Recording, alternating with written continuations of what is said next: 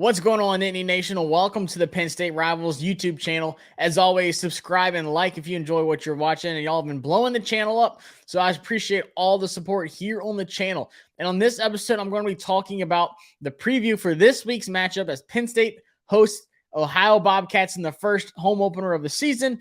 Obviously, an incredible roller coaster of emotion ride game last week at Purdue as Penn State comes out on top 35-31. But there's just something special about that home opener. Of course, everyone's excited to be back at Beaver Stadium. And this game is actually pretty interesting to me, and I'm going to explain why. I know it's the Ohio Bobcats.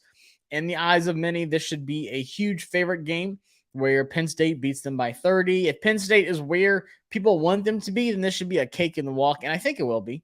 But there's two terms in college football that I love to talk about, and that's, the trap games.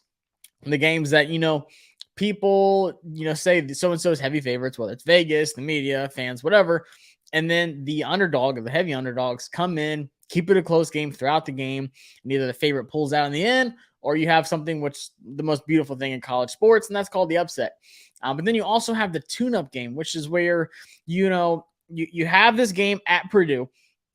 Crazy, like I said, roller coaster of emotions, Sean Clifford game-winning drive. A lot of people are contributing, a lot of young guys. You have Auburn next week, but you have Ohio this week. And they're not, big Power 5 school. It's not facing another Big Ten opponent, nothing like that. This is a game where you want to get that lead and get some of these young guys going and getting these valuable reps. I'm going to talk about that.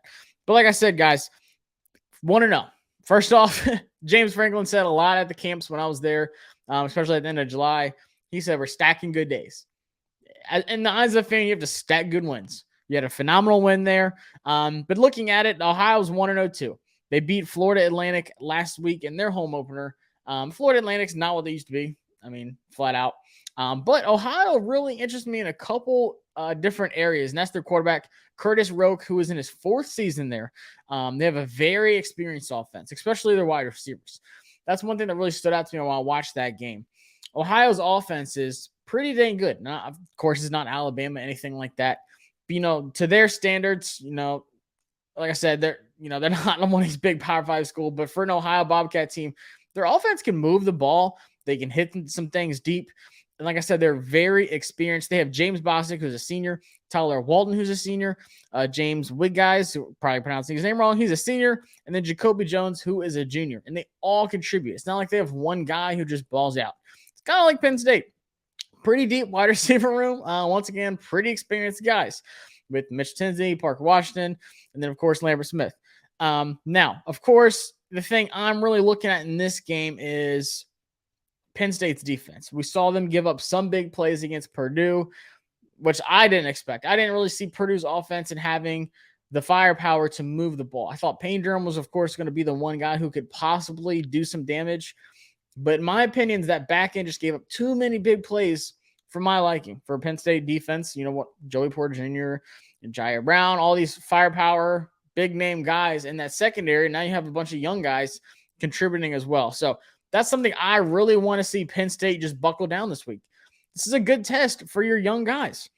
I mentioned guys like Wheatley, phenomenal game. Had that forced fumble. You got Keaton Ellis back there, who's a senior.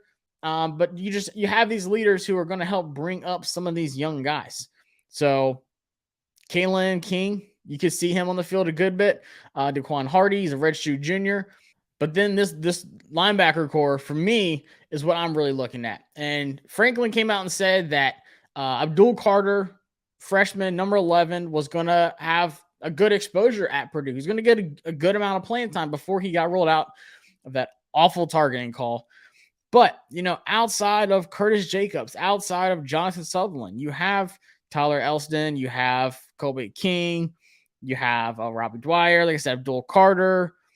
You have a lot of young guys who need some valuable reps that you're going to need later in the season. You can't always lean on these juniors and seniors to carry the team. And I think we saw a great glimpse of that with Wheatley in the game at Purdue, causing the fumble. But then outside of that, having some big-time plays. I mean, like I said, that play Hardy on that key third down on the left sideline near the end of the game to give Purdue the chance. Penn State the chance to have that game-winning drive against Purdue. That's the kind of plays you're going to need. And of course, we saw Chop Robinson sealed the game with a beautiful sack. The transfer, he's a sophomore. So just more valuable reps for these guys that you're going to need against your Auburns. And then when you get to this, slate of Big Ten, the top Big Ten opponents, that's when you're really going to need it. So for me, I want to see a Penn State defense that gets after it. Curtis Rourke last week was 27 for 34, 345 yards, 4 touchdowns, 0 interceptions. Bostic had 6 catches, 136 yards, a touchdown. Walton had 6 for 64, no touchdowns. And then Wiglas had 559 and 2 touchdowns. Now, they have a redshirt freshman running back. This is probably the most unexperienced side. Pretty well-known recruit, Banguera, who went 23 for 114 yards and 0 touchdowns. So I think the front end of Penn State is going to eat. You obviously want to get pressure. You want to get after Rourke and kind of, put pressure on them to make some of these mistakes.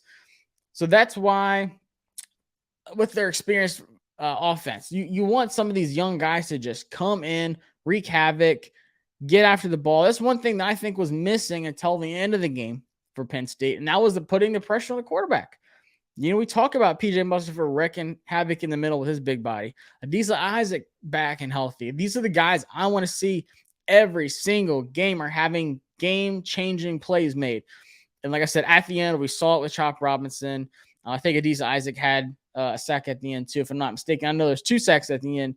And then Danny Dennis Sutton, another big-time recruit freshman who can get some valuable playing time on Saturday. So don't take this lightly. Now, their defense forced 2 fumbles but gave up a ton of yards. And actually, they played against Nikasi Perry. And if that name sounds familiar, he was the quarterback at Miami. Now he plays at Florida Atlantic. He was 24 for 42, 364 yards, 5 touchdowns, gave up 100 yards rushing. But their safety, Ben Johnson, had a crazy 15 tackles. That's a lot.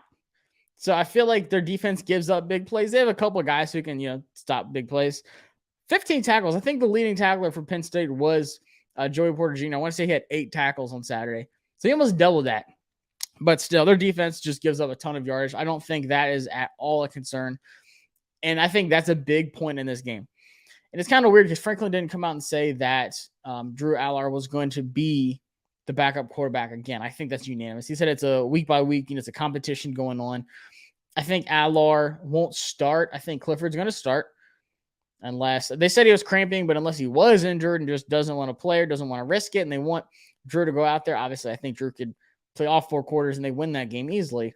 But still, this is a game where you want to get that lead. You don't want things to be, 14-0 going into halftime, the third quarter. You want a good sized lead to where Drew can play at least the whole second half, if not, 3 quarters. Ideally, that's what you want. And I talk about valuable reps. There's just something to it. Even in college, when you talk about guys like Trey Lance, he didn't have a ton of games. He didn't throw a ton of passes. Those are just things you can't make up, whether you're going full-time in college or you're getting drafted to the NFL. Real game situations in a live football game, it's not practice. Like, it is completely different. It's what you need. It's a real game. Like I said, it's situational football for Drew. Whether it's Ohio or Ohio State, it doesn't matter. Him being on the field, getting reps, getting passes, getting in sync with his wide receivers, whether it's Mitchell Tinsley, Parker Washington, and them, or it's guys like Malik Mega, Harrison Wallace III, Caden Saunders, some of these young guys, once again, who are going to have a role at some point in the season, whether it's injuries, God forbid, or it's just, getting playing time because you're going to be here next year. You don't want to just get no reps throughout the game. So that's what I'm looking for. I want to see Penn State move the ball fast, be aggressive on defense. I think the running game, you're going to see all 4 running backs. I think Kevon Lee could start. I expect them to start pushing in more of Nicholas Singleton and Katron Allen. I hate to say it, but I think they're both better than Kevon Lee. It's nothing against Kevon Lee. I just think they have more of that spark that can really, that home run play that I've talked about in the past, especially on the running back episode. They both noticeably have that home run ability to where one of these plays are just going to go for it. You almost saw it on Nicholas Singleton's very first play in college. The very first play, it was almost a 80-yard gut up the middle to the crib. One guy stopped them. So one of these are going to go. But I think you're going to see a heavy rotation of them. I think Theo Johnson might be back, but if not, of course, Britton Strange, who had a phenomenal touchdown, and Tyler Warren. Love that dude. He just reminds me of just a straight up offensive weapon, like a Kyle Shanahan kind of guy. Had a big time catch at the end of the game. And then, of course, this offensive line, this is another week for them to really mesh. I consider the offensive line to be like a chain. If one link is broke, the whole chain's broke. It doesn't matter who it is, when it is, what part of the line. It could be a left tackle, left guard, center, right guard, right tackle. Doesn't matter. One link breaks and the whole thing goes off. So I think this is another week to get that continuity going, that mesh, kind of like a quarterback and wide receiver have a relationship. Offensive linemen have a relationship with each other. They have each other's backs. They have each other's assignments. They all have tendencies and they know how each other, cooperates and just operates on the offensive line. So I think that's huge. So another week of that before you go to Auburn, who I'm looking forward to talking about. Of course, Auburn, not really the Auburn team of the past, but still, it's an SEC opponent coming up. So you want to get some of these things down. What else am I really looking at? Like I said, they have a good offense for Ohio. So I don't want to see Ohio busting these long plays. I don't want some close game at halftime, but this is what it is. Don't try to be cute. Run the ball early. Get the offense going on all cylinders so you can get that lead to where you can get, Drew in or whoever is going to be playing. He hasn't announced it yet. Playing at quarterback to get these reps. And I think it's absolutely going to be Drew Allar. But then same with these running backs, these wide receivers. Malik Mega's a guy I'm really looking forward to, especially with his size and his athleticism. I know we saw him have that one wide open touchdown last year, but I just think his potential is going to be huge. I want to see some of him.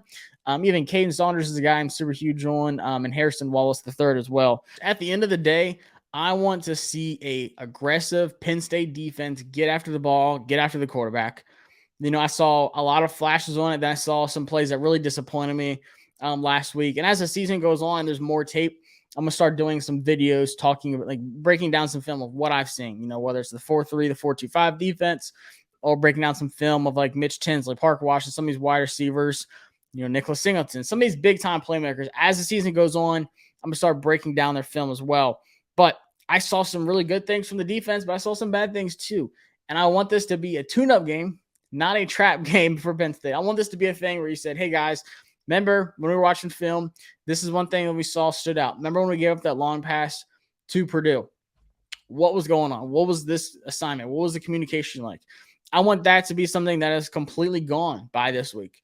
Some of these issues that showed up last week. And then, like I mentioned before, the pass rush. I want to see more turnovers. We saw the fumble recovery, but I saw Joey Porter Jr., as great of a game as he had, also dropped a pick 6. So Jair Brown, 6 interceptions last year, led the nation. I want to see more turnovers by this defense against a very offensive team. I think Penn State wins this one 48-20. Kind of leaning 48-17, but I just think maybe later on in the game, Iowa's still going to have their starters in, and Penn State will have some of the younger guys in. They might score something at the end here. I'd say 48-17, 48-20, somewhere along that line. Penn State is currently 24.5-point favorites. Pretty good line, honestly. And the over-under is 53.5. That's what I really like. Because like I said, guys, it doesn't matter who you're playing. A good offense knows how to score points. That's what makes Ohio really good. Like I said, they have a very experienced offense. They've been in situations. They've played big games. I don't think they're, necessarily terrified of Penn State. They shouldn't be. If you're playing football, you shouldn't be scared of anyone. Of course, it's going to be a great crowd at Penn State. I think the crowd makes a huge difference in every game they play. But being an earlier game, it's not a night game. It's not the whiteout game, nothing like that. But I think Ohio has a good offense that needs some respect. I didn't give enough respect to Purdue's offense last week, and they kind of showed me up. So I'm going to go 48-20. I think the over-under is smashed. Like I said, it could be more towards 48-14, 48-17, somewhere around that.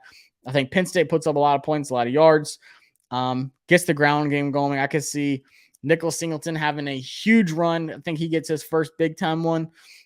I could see Malik Mega coming in, getting some good reps. Like I said, Caden Saunders, some of these young dudes just flashing and showing you what the future looks like. The same with Drew Allar. So looking forward to it big time. Obviously, we're going to be doing a post-game show. Not the most exciting, crazy game, but still super important. Every game's important. Obviously, you want to win this one. You want to go 2-0. You're going to travel to Auburn next week. Your team has to be ready. All these little things that you got wrong at Purdue. This game gives you the chance to get all that out the way, straighten things up, and have your best team as you travel to Jordan-Hare Stadium, a crazy environment. Speaking of Beaver Stadium, Jordan-Hare Stadium is right up there. Crazy people, crazy atmosphere. As a closet Alabama fan, I know what the Auburn crowd's like. But still, get these young guys going, get these reps started, but don't try to be cute. Don't see this as some Ohio Bobcat team that you're just going to roll through. I'm going to go up there. We're going to be flashy. We're going to do all this. No, stick to your game, run the ball, let Clifford get a lead, put Drew Allar in, get these young guys going, and go to Auburn with a 2-0 record and a team that's ready to play a big-time SEC opponent. So, guys, like I said, appreciate y'all tuning in. Subscribe to the channel as always. Like the video, and we're going to see y'all on Saturday night. We'll be dropping the recap video of the Penn State and Ohio game, the season opener. If you're going to the game, enjoy, and we'll see y'all Saturday.